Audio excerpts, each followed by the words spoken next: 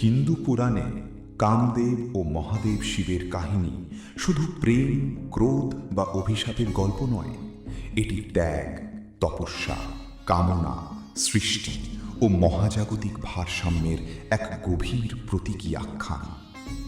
কামদেবকে শিব কেন ভস্ম করেছিলেন, এই প্রশ্নের উত্তর জানতে হলে আমাদের যেতে হবে দেবতা, অসুর, তপস্যা ও সৃষ্টির বহুস্তরীয় পুরাণ কথার গভীরে।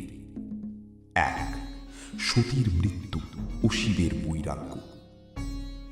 এই কাহিনীর মূল সূত্র শুরু হয় দেবী সতীর মৃত্যুর পর থেকে।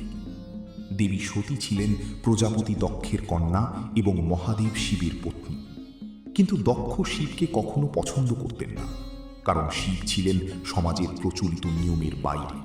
শরীরে ভস্ম, গলায় সাপ, শ্মশানে বাস, অলৌকিক রূপ। একবার দক্ষ একটি বিশাল যজ্ঞের আয়োজন করেন। সমস্ত দেবদেবীকে আমন্ত্রণ জানানো হলেও শিব ও সতীকে অপমান করে আমন্ত্রণ জানানো হয়। সতী তবুও পিতার গৃহে যান। সেখানে দক্ষ প্রকাশ্যে শিবকে অপমান করেন। স্বামীর এই অপমান সহ্য করতে না পেরে সতী যজ্ঞকুণ্ডে আত্মাহুতি দেন। সতীর মৃত্যুর খবর শুনে শিব ক্রোধে উন্মত্ত হয়ে ওঠেন। তিনি বীরভদ্র সৃষ্টি করে দক্ষের যজ্ঞ ধ্বংস করেন। এরপর শিব গভীর শোকে পৃথিবী থেকে নিজেকে বিচ্ছিন্ন করে নেন। তিনি হিমালয়ের নির্জনে গিয়ে গভীর ধ্যানে লীন হন। 2. তারকাসুরের অত্যাচার। এই সময় পৃথিবী ও স্বর্গে এক ভয়ঙ্কর অসুরের উত্থান হয়, তারকাসুর। তারকাসুর কঠোর তপস্যা করে ব্রহ্মার কাছ থেকে বর লাভ করেছিল যে শিবের পুত্র ছাড়া তাকে কেউ হত্যা করতে পারবে না। তারকাসুর জানত সতীর মৃত্যুর পর শিব সংসার ত্যাগ করেছে, ফলে তার পুত্র জন্মানোর সম্ভাবনা নেই। বর পাওয়ার পর তারকাসুর দেবতাদের উপর অত্যাচার শুরু করে। স্বর্গলোকে আক্রমণ, ঋষিদের যজ্ঞ নষ্ট, পৃথিবীতে অশান্তি, চারদিকে ভয়ঙ্কর অবস্থা সৃষ্টি হয়। দেবতারা ব্রহ্মা ও বিষ্ণুর কাছে সাহায্য চান। 3. দেবতাদের চিন্তা। ব্রহ্মা দেবতাদের বলেন, তারকাসুরকে বধ করতে পারবে একমাত্র শিব পুত্র, তাই শিবের পুনরায় বিবাহ ও সংসারী হওয়া অত্যন্ত জরুরি। কিন্তু সমস্যা ছিল, শিব তখন গভীর তপস্যায় নিমগ্ন। জগতের কোনো বিষয়েই তার মন নেই। এই সময় সতী পুনর্জন্ম নেন পার্বতী রূপে। পার্বতী ছিলেন হিমালয় রাজ হিমবাহ ও মিনিকার কন্যা। ছোটবেলা থেকেই তার মনে ছিল শিবকে স্বামী রূপে লাভ করার আকাঙ্ক্ষা। পার্বতী কঠোর তপস্যা শুরু করেন। দেবতারা বুঝলেন শিবের ধ্যান ভাঙাতে পারলে পার্বতীর সঙ্গে তার মিলন সম্ভব। কিন্তু কে সেই কাজ করবে? কামদেবের পরিচয়। কামদেব হলেন প্রেম, আকর্ষণ ও কামনার দেবতা। তার হাতে থাকত আখের ধনুক এবং 5টি ফুলের বাণ। এই 5 বাণ মানুষের মনে বিভিন্ন অনুভূতি জাগিয়ে তুলত: মোহ, আকর্ষণ, প্রেম, উন্মাদনা, কামনা। তার বাহন ছিল তোতা পাখি। স্ত্রী ছিলেন রতি। দেবতারা কামদেবের কাছে অনুরোধ করলেন, আপনাকেই মহাদেবের ধ্যান ভঙ্গ করতে হবে। কামদেব প্রথমে ভয় পেয়ে যান, কারণ তিনি জানতেন শিবের তপস্যা ভঙ্গ করা অত্যন্ত বিপজ্জনক। তবুও সৃষ্টির কল্যাণের জন্য তিনি রাজি হন। 5. বসন্তের আগমন। কামদেব একা যাননি, তার সঙ্গে ছিলেন বসন্তদেব। বসন্তদেব চারদিকে বসন্তের আবহ সৃষ্টি করেন। হিমালয়ের বরফ ঢাকা অঞ্চল ফুলে ফুলে ভরে ওঠে। শীতল বাতাস বইতে থাকে। কোকিল গান গাইতে শুরু করে। প্রকৃতি প্রেমময় হয়ে ওঠে। এই সময় পার্বতী শিবের সেবা করছিলেন। তিনি ফুল অর্পণ করতেন, ধ্যানস্থ শিবের যত্ন নিতেন। কামদেব দূর থেকে সব পর্যবেক্ষণ করছিলেন। 6. 6 কাম বাণ নিক্ষেপ। অবশেষে সুযোগ আসে। শিব গভীর ধ্যানে বসে আছে, পার্বতী সামনে উপস্থিত। ঠিক সেই মুহূর্তে কামদেব তার ফুলের বাণ শিবের দিকে নিক্ষেপ করেন। বাণ শিবের হৃদয়ে স্পর্শ করতেই এক মুহূর্তের জন্য তার ধ্যান কেঁপে ওঠে। তিনি পার্বতীর দিকে তাকান। সৃষ্টির মধ্যেই এক সূক্ষ্ম প্রেম স্পন্দন জেগে ওঠে। কিন্তু পরের মুহূর্তে শিব বুঝতে পারেন কেউ তার ধ্যান ভঙ্গ করার চেষ্টা করেছে। 7 শিবের তৃতীয় নয়নের আগুন। মহাদেব ক্রোধে চোখ খুললেন। তিনি চারদিকে তাকিয়ে কামদেবকে দেখতে পেলেন। শিব জানতেন কামদেব ইচ্ছাকৃতভাবে তাঁর ধ্যান নষ্ট করেছে। ভয়ঙ্কর রুদ্র রূপ ধারণ করে তিনি কপালের তৃতীয় নয়ন খুলে দেন। সেই তৃতীয় নয়ন থেকে নির্গত হয় প্রলয়ঙ্কর অগ্নিশিখা। এক মুহূর্তে কামদেব সেই আগুনে ভস্ম হয়ে যান। চারদিকে নীরবতা নেমে আসে। দেবতারা আতঙ্কিত হয়ে পড়ে। রতি বিলাপ করতে থাকে। 8 রতির শোক। কামদেবের স্ত্রী রতি স্বামীর মৃত্যুর শোকে ভেঙে পড়েন। তিনি শিবের কাছে কাঁদতে কাঁদতে প্রার্থনা করেন, প্রভু, আমার স্বামী তো নিজের স্বার্থে নয়, দেবতাদের ও জগতের মঙ্গলের জন্য এই কাজ করেছিলেন। রতির কান্নায় দেবতাদের হৃদয় গলে যায়। তখন শিবের ক্রোধ শান্ত হয়। 9 শিবের বরদান অনঙ্গ। শিব রতিকে বলেন, কামদেব শরীর হারালেও তার শক্তি কখনো নষ্ট হবে না। তিনি কামদেবকে পুনর্জীবনের বর দেন, কিন্তু শরীর ছাড়া। এই কারণেই কামদেবীর আরেক নাম হয় অনঙ্গ, অর্থাৎ যার অঙ্গ নেই। অর্থাৎ তিনি দৃশ্যমান নন, কিন্তু মানুষের হৃদয়ে প্রেম, আকর্ষণ ও কামনার শক্তি হিসেবে বিরাজ করেন। এটি অত্যন্ত গভীর প্রতীক।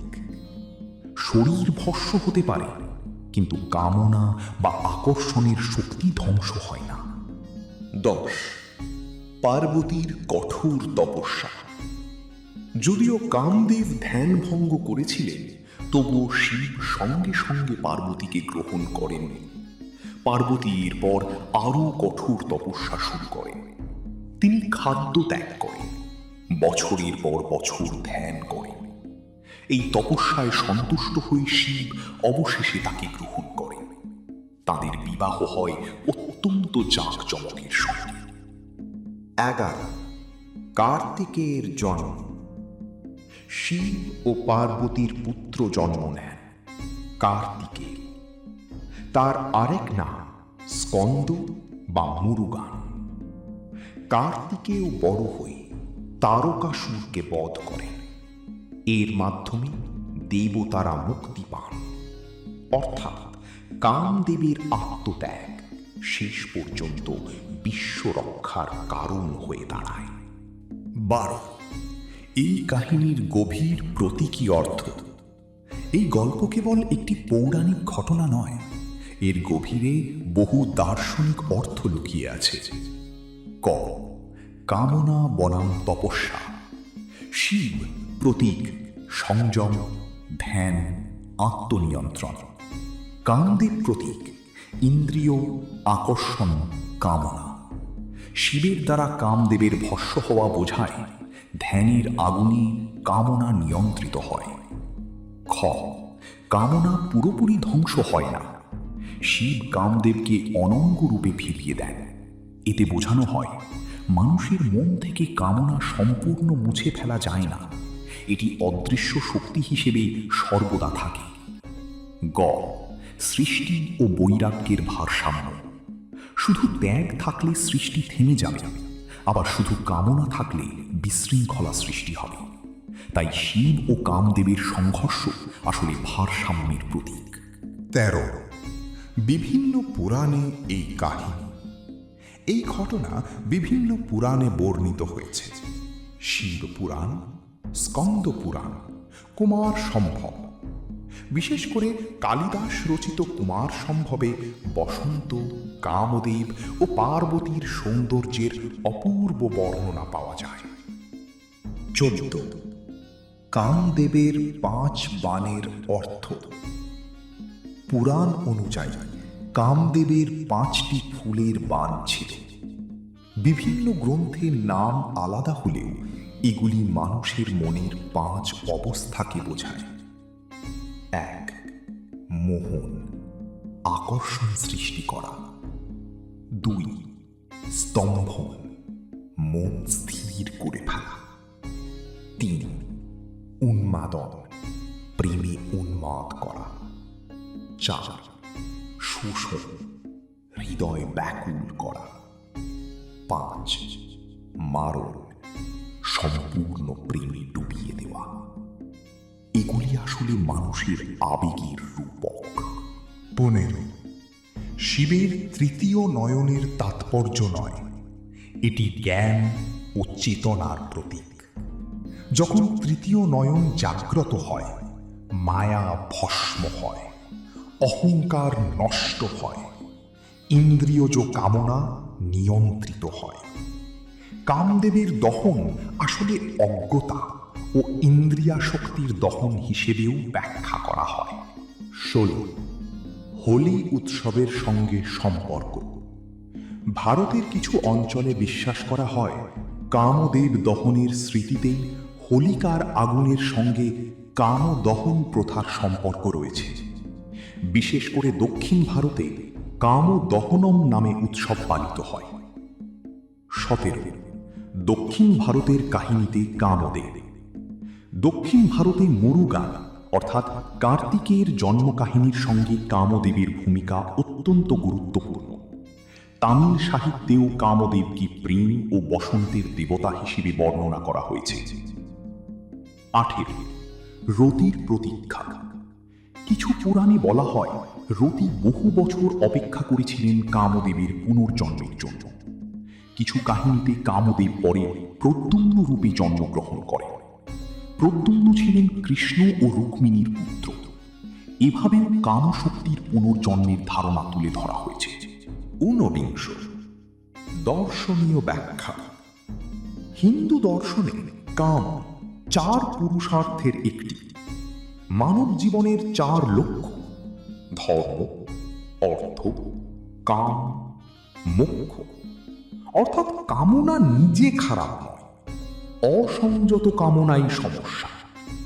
শিব কামদেবকে ধ্বংস করেছিলেন কামনাকে অস্বীকার করতে নয়, বরং নিয়ন্ত্রণহীন কামনার উপর আত্মজ্ঞানকে প্রতিষ্ঠা করতে। উপসংহার: কামদেবকে শিব কেন ভস্ম করেছিলেন এর সরল উত্তর হল কারণ কামদেব শিবের গভীর ধ্যান ভঙ্গ করেছিলেন। কিন্তু পুরাণের গভীর অর্থে এটি আরো বড় কিছু। এটি আত্মসংযম বনাম ইন্দ্রিয়ের সংঘর্ষ, ধ্যান বনাম আকর্ষণ, বৈরাগ্য বনাম সৃষ্টি। তবুও শেষ পর্যন্ত শিব কামদেবকে সম্পূর্ণ ধ্বংস করেননি, কারণ প্রেম, আকর্ষণ ও কামনা এগুলি সৃষ্টির অবিচ্ছেদ্য অংশ। তাই কামদেব শরীর হারালেও অনঙ্গ রূপে চিরকাল মানুষের হৃদয়ে বেঁচে থাকে।